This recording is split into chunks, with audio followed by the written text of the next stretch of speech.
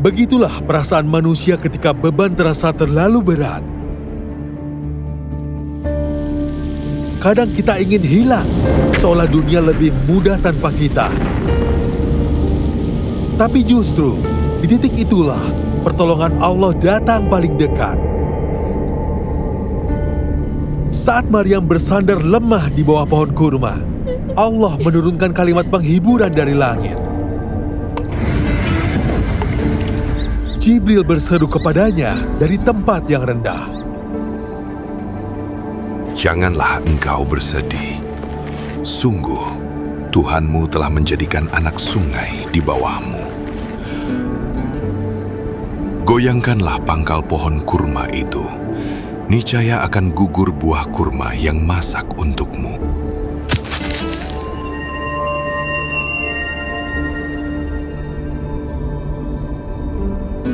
Betapa lembutnya kasih Allah, bahkan dalam kesakitan, Dia masih menuntun Maryam untuk tetap berusaha.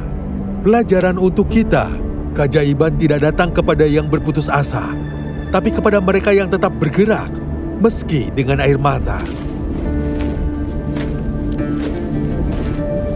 Kemudian Maryam membawa dia kepada kaumnya dengan menggendongnya.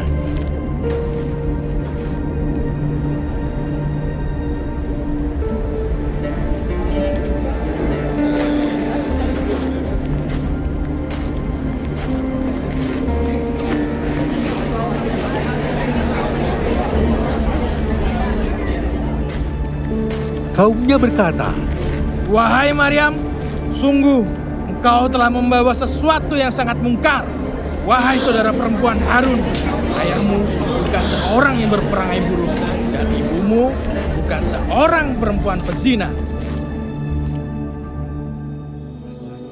Maryam tak menjawab sepatah kata pun. Allah memerintahkannya untuk diam. Dia Maryam menunjuk kepada bayinya agar mereka tetap bertanya kepadanya. Mereka berkata, "Bagaimana mungkin kami akan berbicara dengan anak kecil yang masih dalam ayunan?" Dan keajaiban pun terjadi. Bayi itu Nabi Isa alaihissalam berbicara. Isa berkata, "Sesungguhnya aku hamba Allah. Dia memberiku kitab Injil dan dia menjadikan aku seorang nabi. Dan dia menjadikanku seorang yang diberkahi di mana saja aku berada.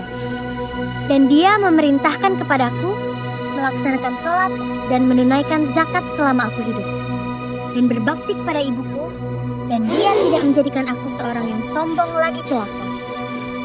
Dan kesejahteraan semoga dilimpahkan kepadaku pada hari kelahiranku, pada hari wafatku, dan pada hari aku dibangkitkan hidup kembali."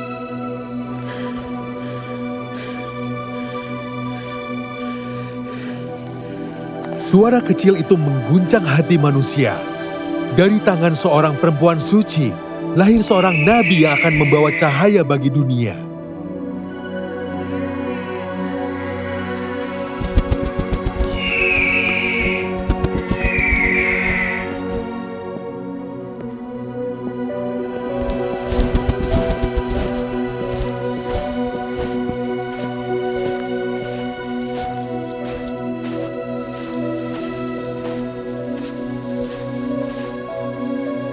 Kisah Maryam adalah kisah tentang keikhlasan tinggi, tentang bagaimana seorang hamba menerima takdir yang sulit dengan penuh sabar dan keyakinan.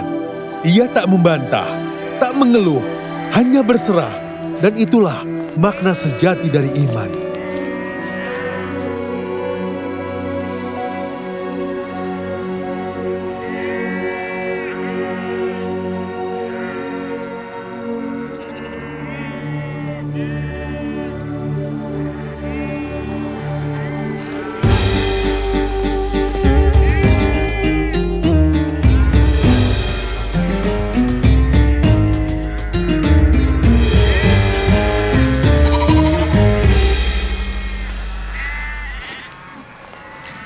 Di dunia yang terus menuntut, kamu siapa?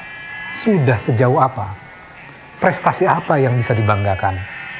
Surat Maryam ayat 31-35 datang dengan jawaban yang menenangkan.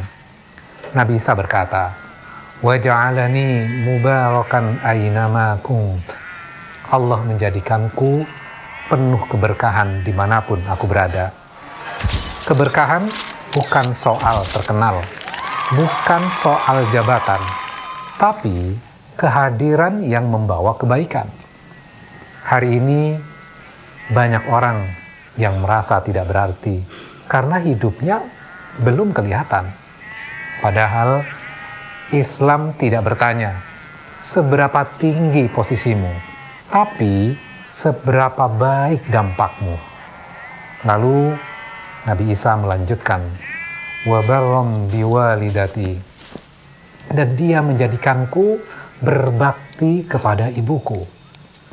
Di tengah misi yang besar, Allah tetap menekankan hubungan yang paling dasar, keluarga. Kemudian Nabi Isa berkata, walam yaj'alni jabbaran syaqiyya, dan dia tidak menjadikanku sombong dan celaka. Ayat ini ditutup dengan doa yang menenangkan. Wassalamu alayya yauma wulidtu wa yauma amutu wa yauma ub'atsu hayya. Keselamatan atasku di setiap fase hidupku. Islam mengakui hidup punya fase rapuh, dan kita tidak harus selalu kuat.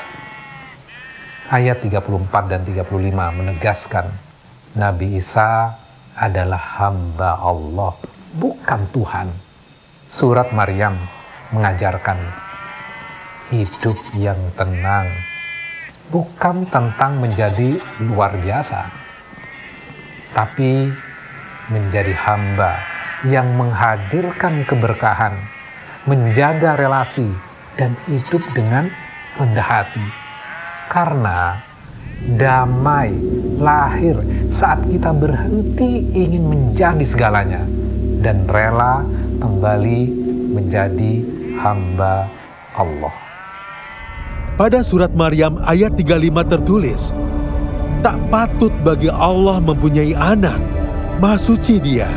Apabila Dia hendak menetapkan sesuatu, maka Dia hanya berkata kepadanya, jadilah, maka jadilah sesuatu itu.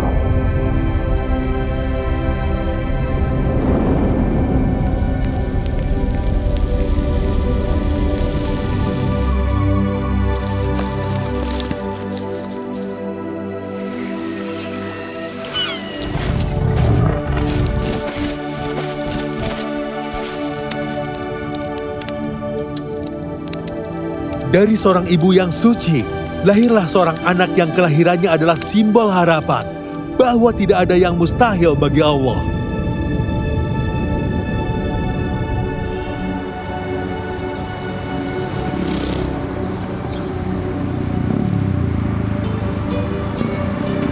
Ketika hidup terasa berat, ketika pandangan orang lain menuduh dan melukai, kisah ini mengingatkan, Allah tahu apa yang tidak manusia tahu.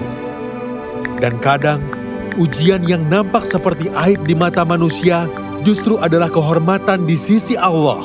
Ketika kita merasa dunia menjauh, ketika kita diuji oleh omongan manusia, dan ketika hidup terasa mustahil, bisikan dalam hati, cukuplah Allah bagiku. Dia yang akan berkata, kun fayakun, maka jadilah.